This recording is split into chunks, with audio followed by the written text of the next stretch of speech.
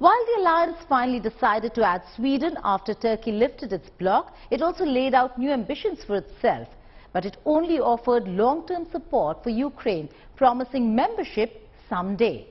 Without a clear timeline for when Ukraine can join the military alliance. No clarity on date or time when Ukraine is literally fighting Russia, not just for herself but also for Europe and for the West as a whole. A humiliation that might have a long-standing impact on the people of Ukraine and on Zelensky's presidency. NATO member states and their special guest from the Indo-Pacific region attended the two-day NATO summit in Lithuania. The leaders arrived for the meeting focused on new memberships and how to contain the Ukrainian conundrum. Although President Zelensky was welcomed by NATO for the first time as an equal, he wanted full membership. But that, NATO has made clear, is impossible while Ukraine is at war. From now on, NATO and Ukraine will meet in the Council to discuss and decide as equals. This is a significant step to move Ukraine closer to NATO. I also welcome the major new announcements of military support made by NATO allies at this summit.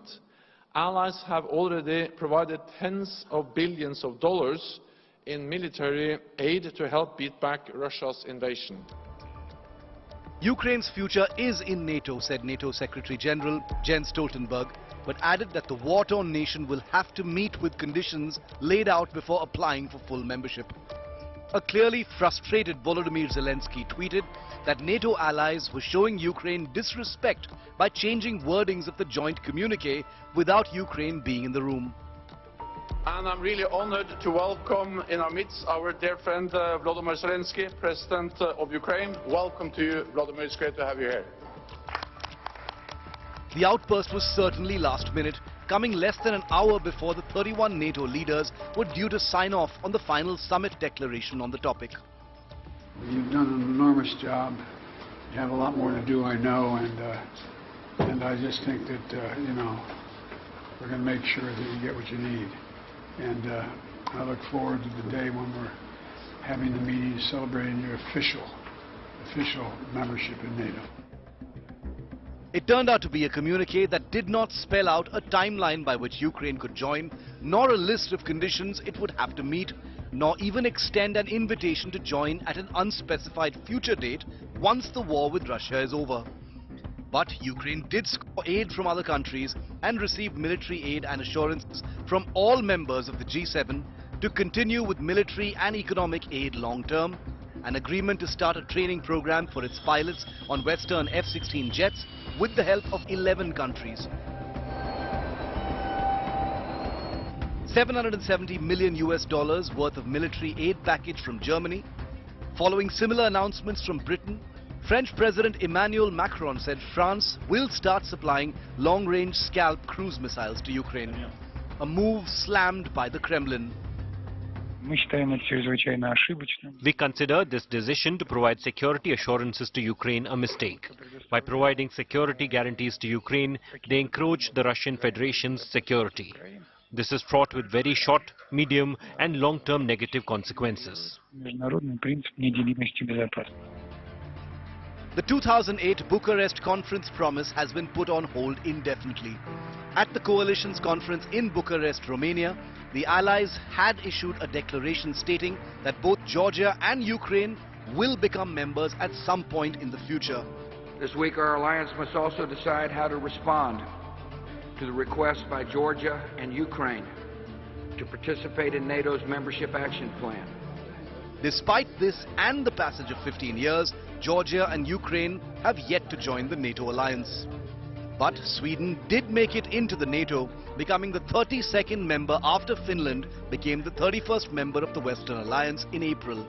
Sweden, whose bid to join the alliance had been stalled by Turkey, which lifted its objections at the summit meet. The actual authority to approve Sweden's NATO accession protocols is the Turkish Grand National Assembly, which is the representative of our national will. The lawmakers will follow the process closely as we do. I believe that we will see tangible progress from Sweden on the terms we agreed on.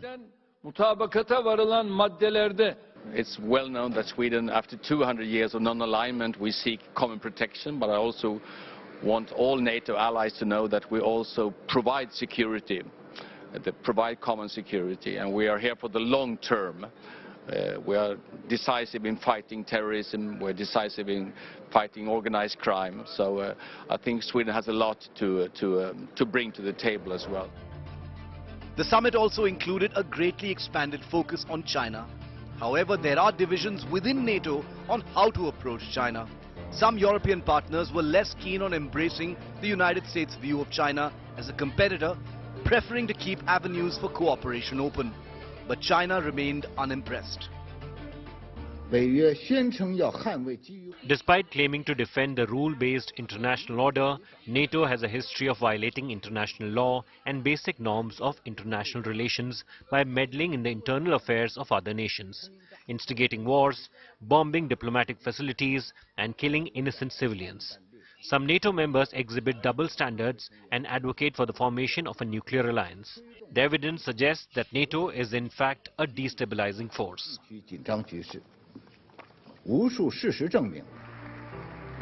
The takeaway from the NATO summit almost seemed like fatigue has set in. Continuation of the war could spell disaster for the entire region. Most of Europe is seeking diplomatic solutions to the crisis. The UK's Defence Secretary Ben Wallace reportedly told reporters that they are not an Amazon-style delivery for weapons to Ukraine. While that has upset many, it certainly sets the tone and tenor for what Ukraine can expect in the coming days or the near future.